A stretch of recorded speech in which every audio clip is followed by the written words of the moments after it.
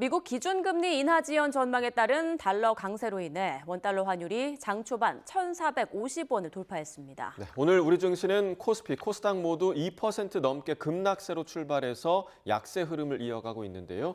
취재기자 연결해서 알아보겠습니다. 최두희 기자, 오늘 원달러 환율 오전 한때는 글로벌 금융위기 이후 가장 높은 수준을 보였는데 오후 상황은 조금 어떻습니까?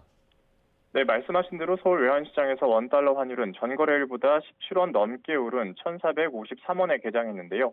이 장중 환율이 1,450원을 웃돈 건 글로벌 금융위기 때였던 지난 2009년 3월 이후 15년 9개월 만에 처음입니다. 원달러 환율은 현재 1,450원 안팎을 오르내리는 움직임을 보이는데요. 어제 3거래일 만에 반등했던 코스피도 하루 만에 다시 얼어붙었습니다. 오늘 유가증권 시장에서 코스피는 전거래일보다 2% 넘게 하락한 2,426.55로 출발했는데요. 다만 개인 매수세에 힘입어 낙폭을 1%대로 줄이면서 오전에 이어 오후에도 2,440선을 오르내리고 있습니다.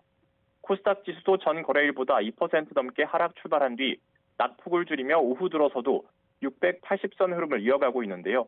이렇게 원화 가치는 물론 우리 증시가 하락세를 보인 건 간밤에 미국 연방준비제도가 기준금리를 0.25%포인트 내리기로 결정하면서 내년 기준금리 인하 속도를 늦추겠다고 시사했기 때문입니다. 탄핵 정국으로 정치적 불확실성이 완전히 해소되지 않은 가운데 미국발 충격까지 더해지면서 금융시장이 흔들리는 모양새입니다. 네, 상황이 이렇다 보니 외환당국도 시장 안정화 메시지를 냈다고요? 네, 그렇습니다. 최상목 부총리 겸 기획재정부 장관은 미국 연준 회의 결과 우리 금융 외환시장도 단기적으로 변동성이 확대될 수 있다고 내다봤는데요. 과도한 변동성에는 추가적인 시장 안정 조치를 과감하고 신속하게 시행하겠다고 밝혔습니다.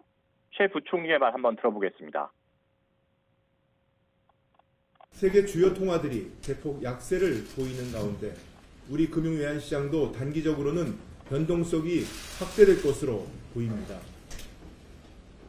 그러나 한 방향으로의 지나친 쏠림 현상은 향후 반대 방향으로 큰 폭의 반작용을 수반할 수 있습니다. 이에 따라 시장 참가자들의 차분한 대응이 필요한 시점입니다. 정부와는 높은 경계의식을 가지고 24시간 금융 외환시장 점검 체계를 지속 가동하면서 변동성이 과도하게 나타나는 경우에는 추가적인 시장 안정 조치를 과감하고 신속하게 시행하겠습니다. 이런 가운데 외환당국은 국민연금공단과의 외환스와프 한도를 650억 달러로 확대했습니다. 계약 기한도 올해 말에서 내년 말까지 1년 더 연장하기로 했는데요.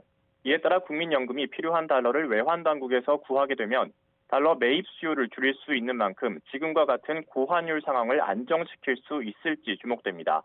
지금까지 YTN 최두입니다.